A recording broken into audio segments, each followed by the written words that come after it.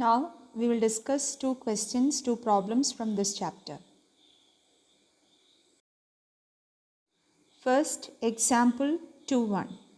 Calculate the potential at a point P due to a charge 4 into 10 raised to minus 7 coulomb located 9 centimeter away. Hence, obtain the work done in bringing a charge of 2 into 10 raised to minus 9 coulomb from infinity to the point P. Does the answer depend on the path along which the charge is brought? The answer to that last question, it is very clear, because electrostatic force is a conservative force. So work done will never depend on the path followed by the object. So it is independent of path. The other two we will discuss. Q is 4 into 10 raised to minus 7 coulomb and R is 9 centimeter. Convert it into meter. It is direct application question. V is equal to 1 by 4 pi epsilon 0 into Q by R. So it is 9 into 10 raised to 9 into Q is 4 into 10 raised to minus 7 divided by R is 0.09. So it becomes 4 into 10 raised to 11 into 10 raised to minus 7. So it becomes 10 raised to 4. 4 into 10 raised to 4 volt. So it's a direct application one. In the next part of the problem, you're asked to find the work done in bringing a charge Q, that is 2 into 10 raised to minus 9 coulomb, to a point P which is at a distance 9 centimeter. So at that point P, we have already found the potential and we obtained it to be 4 into 10 raised to 4 volt. And at that point, if we bring a charge Q, what will be the work done?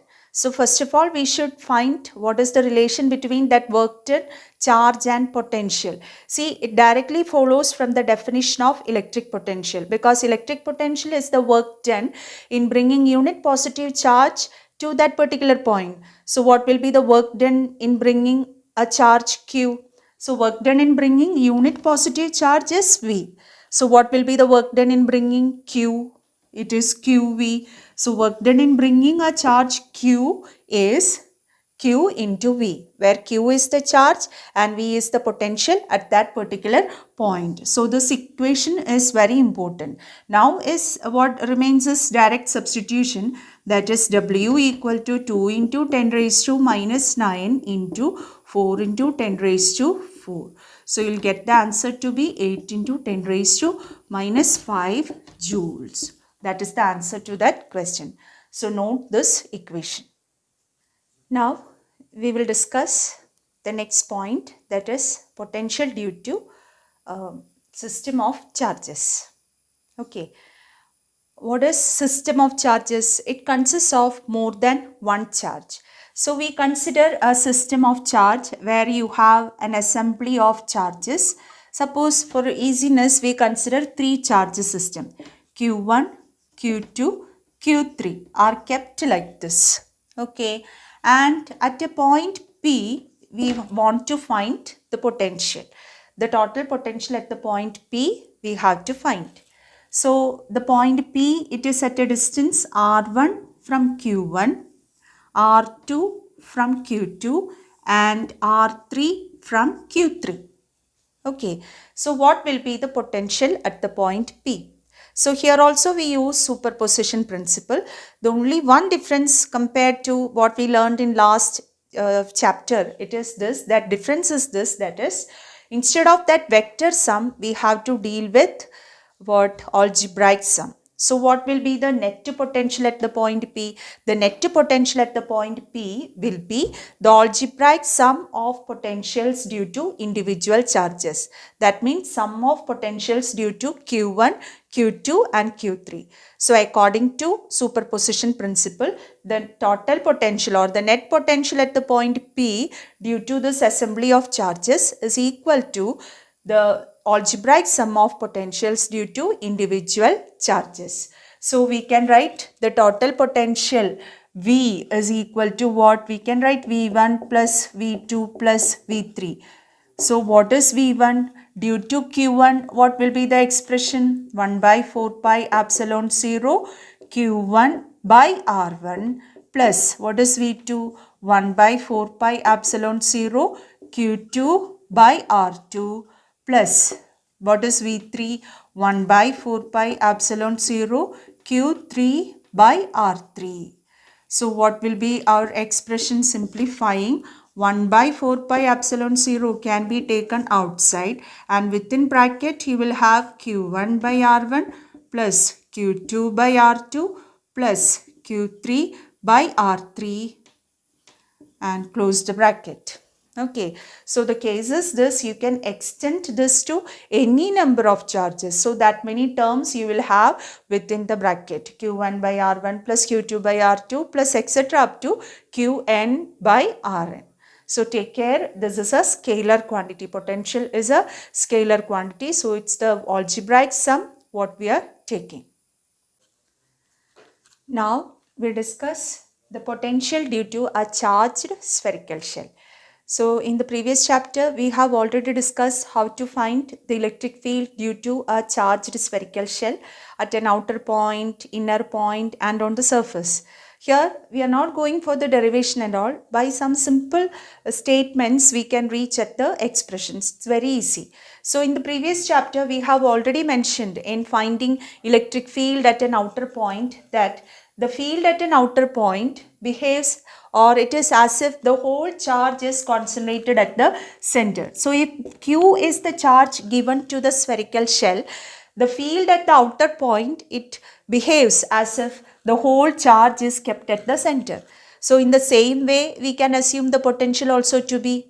So at an outer point means what? When R is greater than capital letter R, where this capital letter R is the radius of the spherical shell. So when R is greater than R, we can write the potential to be 1 by 4 pi epsilon 0 Q by R. That means this potential also varies as if the whole charge is kept at the center. Okay. Now on the surface, that means when R is equal to R, on the surface the potential will be equal to V is equal to 1 by 4 pi epsilon 0 Q by capital letter R. Just put R is equal to R. Okay. So outside it is Q by small r. On the surface it is Q by R, and inside the shell we already stated electric field is equal to 0. But here V is not equal to 0. Potential will not be equal to 0. Instead, that potential will be equal to the potential on the surface. So the electrostatic potential inside a charged spherical shell, it will be equal to the potential on the surface. So we can write when R is less than R, that means when it is inside, V is equal to 1 by 4 pi epsilon 0 Q by R. So very important equation. So outside the shell, the charge or the potential varies as if the whole charge is kept at the center, and inside and on the surface the potential is constant and it is equal to 1 by 4 pi epsilon 0 Q by R. We can represent it in the form of a graph because that graph is very important.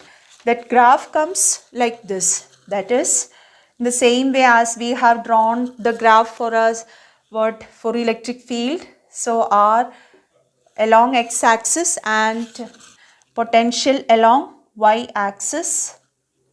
Okay. So up to R equal to R, it is constant. The potential is constant. You understood? The potential is constant, and outside it is inversely proportional.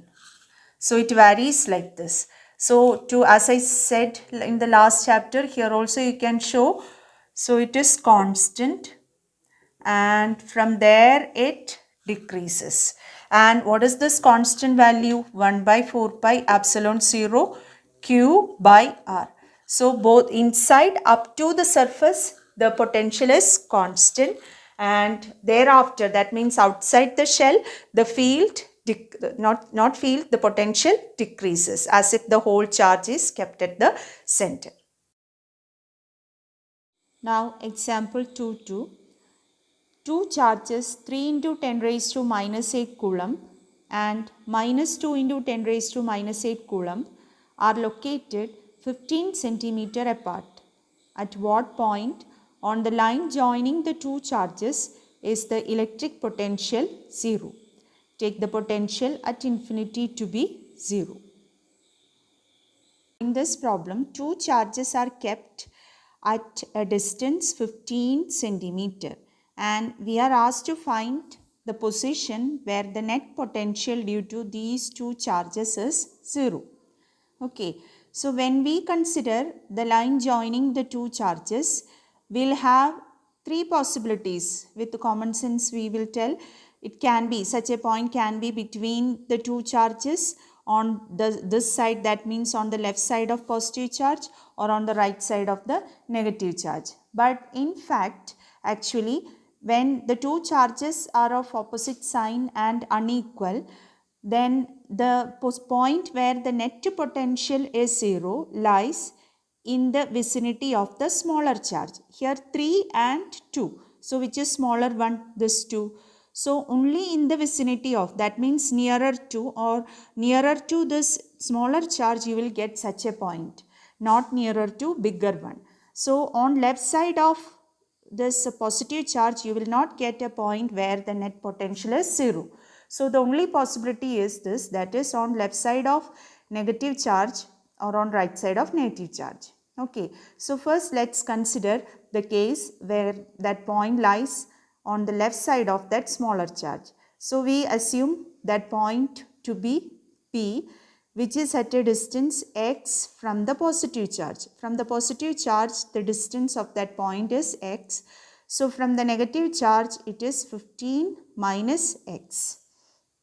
Okay, so at the point P, the net potential we are assuming to be 0, and applying that we need to find what is x. So using the expression for potential due to a point charge and potential due to two charges, we will get 1 by 4 pi epsilon 0 3 into 10 to the power minus 8 divided by x, that distance is x, minus, because next second charge is negative, 1 by 4 pi epsilon 0 into 2 into 10 raised to minus 8 by 15 minus x is equal to 0. The total is equal to 0. Now we have to simplify this equation and find that x. So 1 by 4 pi epsilon 0 and 10 to the power 8 minus 8 will get cancelled, and what remains is 3 by x minus 2 by 15 minus x is equal to 0, or 3 by x is equal to 2 by 15 minus x, or 3 into 15 minus x is equal to 2 into x. So 45 minus 3x is equal to 2x, or 45 is equal to 5x, which implies x is equal to 9 centimeter. So at a distance 9 centimeter from the positive charge, you will get the position where the net potential is 0. That is one case. And in the second case, so that is one case. In the second case, we assume the point to be lying on this side. That means from the smaller charge on the right side. Okay. So that point, let it be x from positive charge itself. From positive charge, that distance to that point, we call it as p dash. We call it as that distance as x. Okay, so that x we are choosing with reference to positive charge. So we have in the second case, the expression becomes 1 by 4 pi epsilon 0 into 3 into 10 raised to minus 8 by x itself minus 1 by 4 pi epsilon 0 into 2 into 10 raised to minus 8 divided by 15 plus x it becomes. Because, no, not 15 plus x, x minus 15. the total distance is x, then minus 15. That is equal to 0. X minus 15. So that is equal to 0. So simplifying like this, we will have 3 by x is equal to 2 by x minus 15. So we will have 3x minus 45 is equal to 2x, or x is equal to 45 centimeter. So the positions where the net potential is 0, either it is at x equal to 9 centimeter, which is on the left side of A, or it is at 45 centimeter, that means from O at a distance 45 centimeter. So from A, what will be that distance? From A, it will be 30 centimeter. So these are the two possibilities. So once again, I am emphasizing that point, that is, in such problems, the position where the net potential is 0, that position lies close to the smaller charge. Okay, smaller magnitude you have to look. So here the smaller one is 2. That way you have to proceed. Now example 2.3. Figures 2.8a and b show the field lines of a positive and negative point charge respectively. Give the signs of potential difference Vp minus Vq and Vb minus Va. Give the sign of potential energy difference of a small negative charge between the points Q and P, A and B.